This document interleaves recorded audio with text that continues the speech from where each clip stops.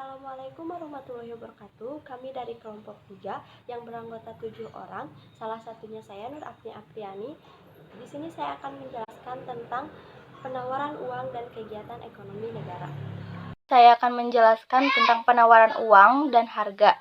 Penawaran uang atau money supply merupakan salah satu indikator dalam kebijakan ekonomi moneter yang diarahkan untuk menjaga kestabilan nilai rupiah, dan bank sentral yang mempunyai otoritas untuk menjalankan kebijakan ini. Teori penawaran uang dan harga klasik bermula dari teori tentang jumlah uang yang beredar dalam masyarakat atau teori kuantitas uang. Teori ini menjelaskan mengenai peranan uang dalam perekonomian. Dengan sederhana, Irving Fisher merumuskan teori kuantitas uang yang dikenal dengan sebutan persamaan pertukaran sebagai berikut, yaitu ada MV sama dengan VT, di mana M jumlah uang yang beredar, V perputaran uang dalam satu periode, V harga barang, sedangkan T volume barang yang diperdagangkan. Persamaan di atas menunjukkan bahwa nilai barang yang diperdagangkan sama dengan jumlah uang yang beredar dikalikan kecepatannya. Perubahan dalam penawaran uang akan menimbulkan perubahan yang sama presentasinya dengan tingkat harga. Kenaikan penawaran uang akan menaikkan harga pada tingkat yang sama, dan penurunan penawaran uang yang akan menurunkan harga juga pada tingkat yang sama. Pertambahan penawaran uang sebanyak 5% akan menaikkan harga pada tingkat 5% juga. Apabila tidak terdapat perubahan dalam penawaran uang, harga juga tidak berubah. Selanjutnya, teori keuangan Keynes. Teori keuangan yang dikemukakan Keynes pada umumnya menerangkan 3 hal, yaitu pertama, tujuan masyarakat untuk meminta atau menggunakan uang. Yang kedua, faktor yang menentukan tingkat bunga. Dan yang ketiga, efek perubahan penawaran uang terhadap kegiatan ekonomi negara. Terkait dengan tujuan masyarakat untuk meminta atau memegang uang, maka dapat diklasifikasikan di atas 3 motif utama, yaitu motif yang pertama yaitu ada motif transaksi atau transaction motif. Motif ini timbul karena uang digunakan untuk melakukan pembayaran secara reguler terhadap transaksi yang dilakukan. Besarnya permintaan uang untuk tujuan transaksi ini ditentukan oleh besarnya tingkat pendapatan atau MDT sama dengan FY. Artinya semakin besar tingkat pendapatan yang dihasilkan, maka jumlah uang diminta untuk transaksi juga mengalami peningkatan. Demikian sebaliknya, yaitu MD sama dengan K kali V dan kali Q. Di sini saya akan melanjutkan materi yang sudah dijelaskan oleh teman saya. Mendatang yang sifatnya berjaga-jaga.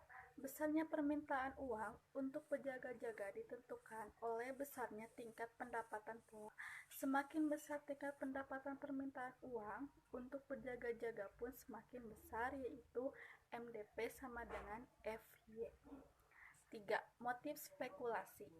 Pada suatu sistem ekonomi modern, di mana lembaga keuangan masyarakat lebih sudah mengalami perkembangan sangat pesat, mendorong masyarakat untuk menggunakan uangnya dan spekulasi, yaitu disimpan atau digunakan untuk membeli surat-surat berharga seperti obligasi pemerintah, saham, atau instrumen lainnya.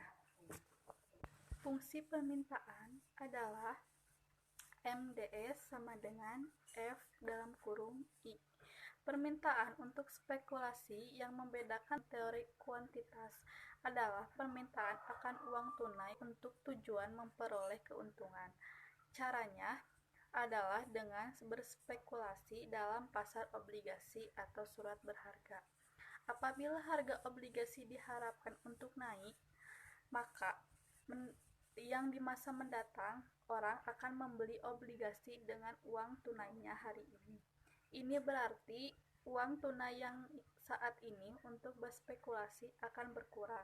Sebaliknya, apabila harga obligasi diharapkan turun, maka permintaannya akan uang saat ini akan bertambah atau obligasi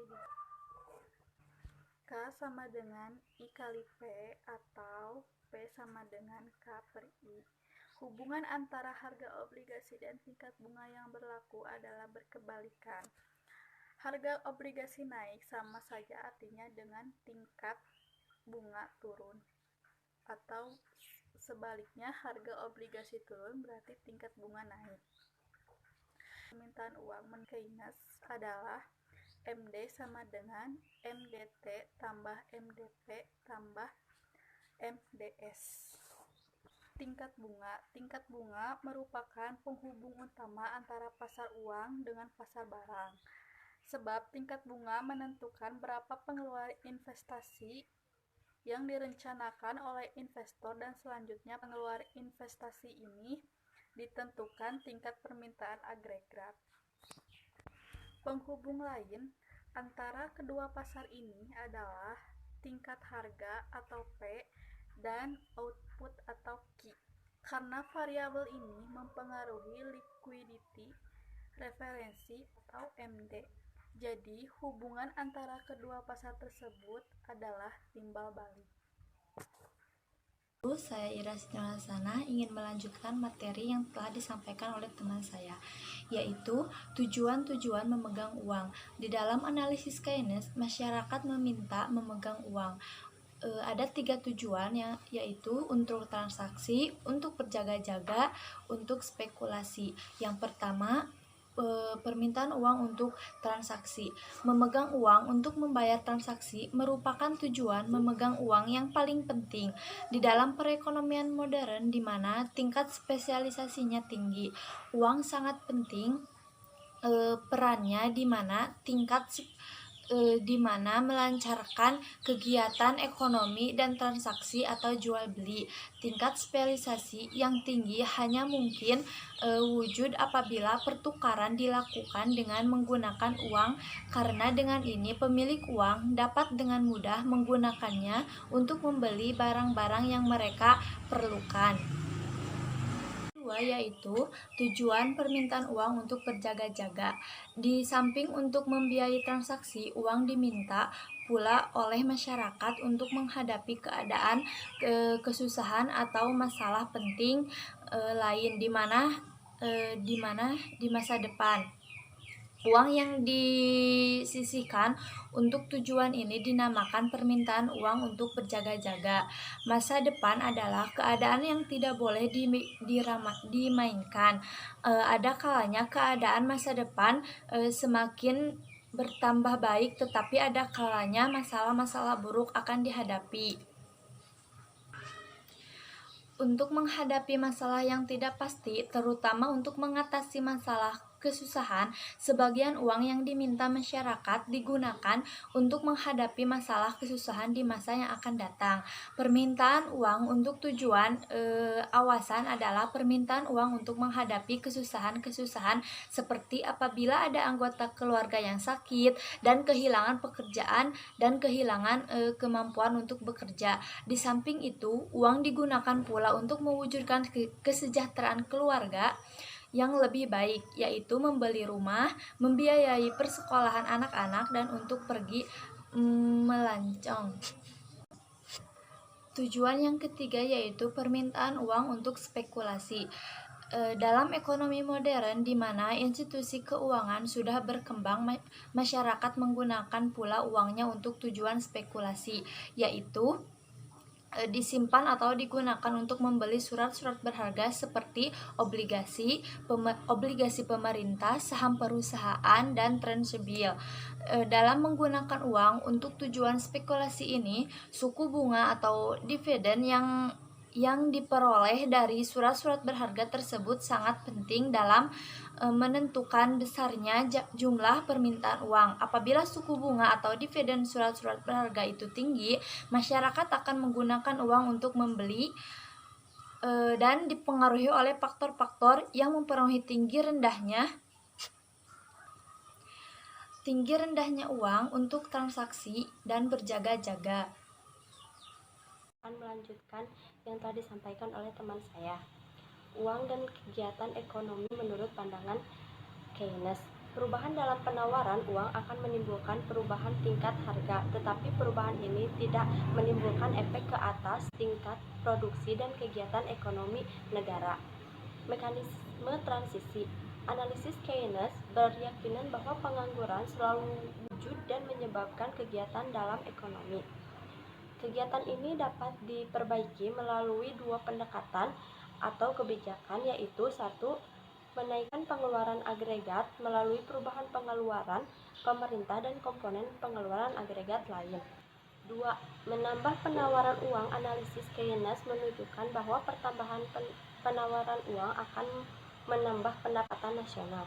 Efek perubahan penawaran uang ke atas kegiatan ekonomi negara dapat dibedakan kepada 3 tahap, yaitu 1. Perubahan dalam penawaran uang akan menimbulkan perubahan ke atas suku bunga.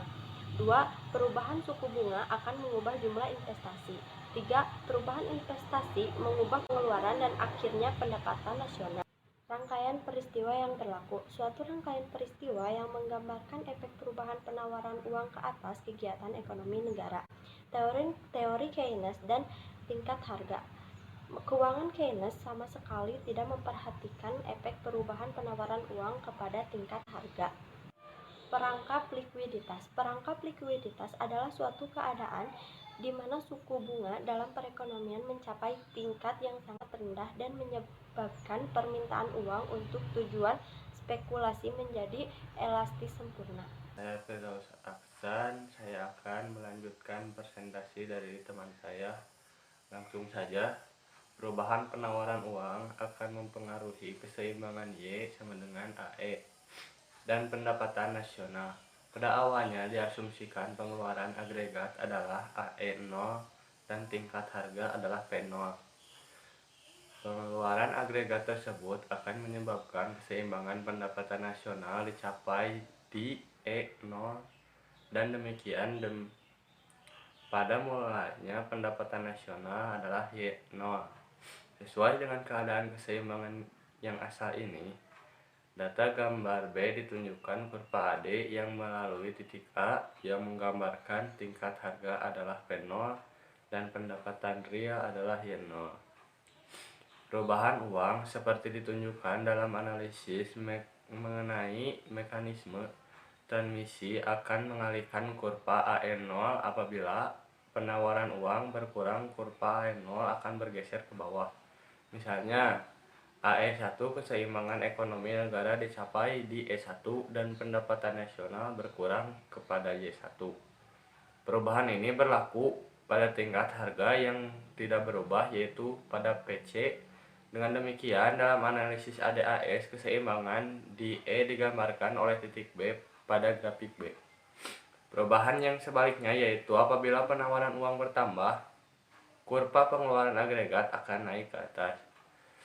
Misalnya AE2 keseimbangan pendapatan nasional akan berubah ke E2 dan pendapatan nasional meningkat di Y2.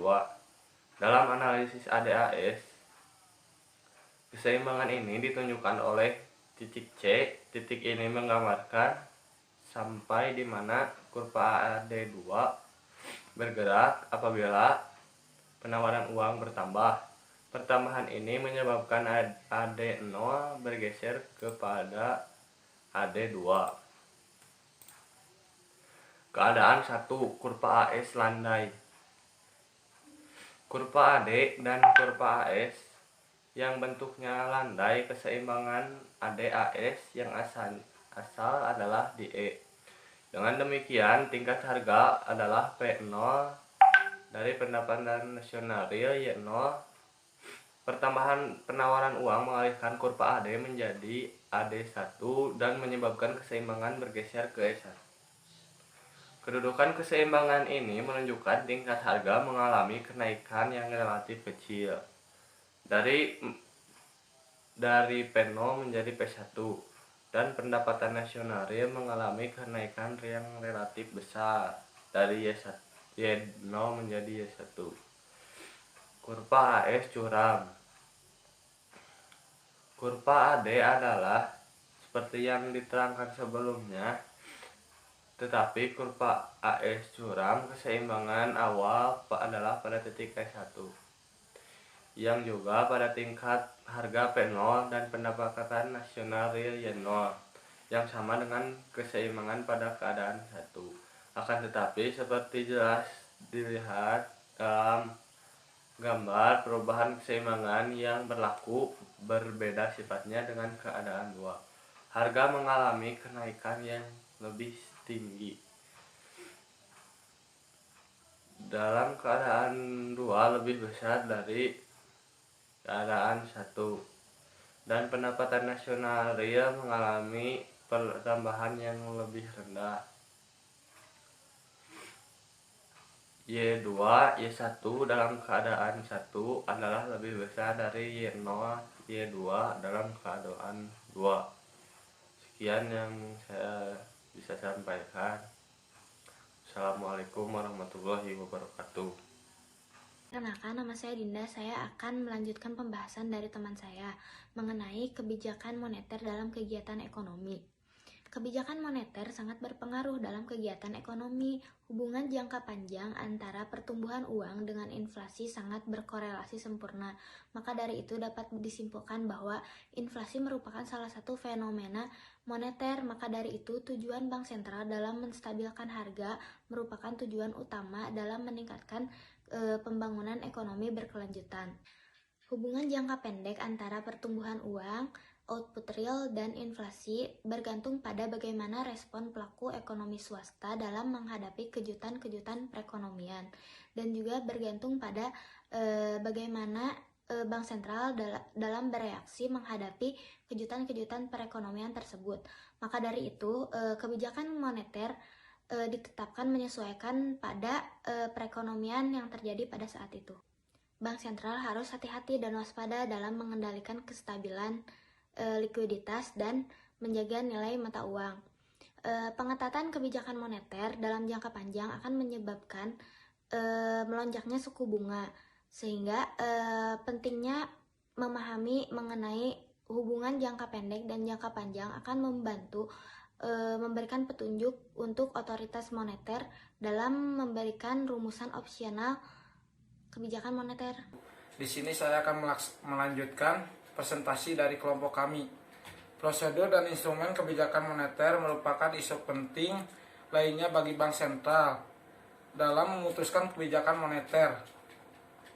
Setelah Bank Sentral memutuskan berapa target inflasi yang wajar dan asumsi pertumbuhan ekonomi yang menyertainya, pertanyaannya kemudian adalah bagaimana kebijakan moneter tersebut akan dijalankan untuk mencapai tujuan tersebut, dalam arti bahwa 1.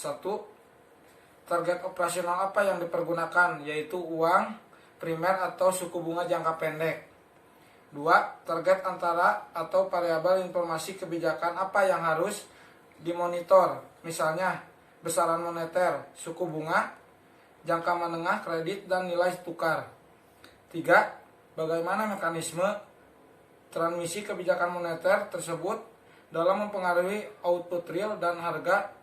Pemahaman tentang isu-isu ini akan mempunyai implikasi pada perilaku Bank Sentral dalam merancang kebijakan moneternya untuk merespon berbagai kejutan dalam perekonomian, dan karenanya akan berdampak besar pada sifat hubungan jangka pendek antara uang, output, dan harga. Edisi buletin kali ini mengangkat lagi sejumlah studi yang berkaitan dengan topik kesimpulan kebijakan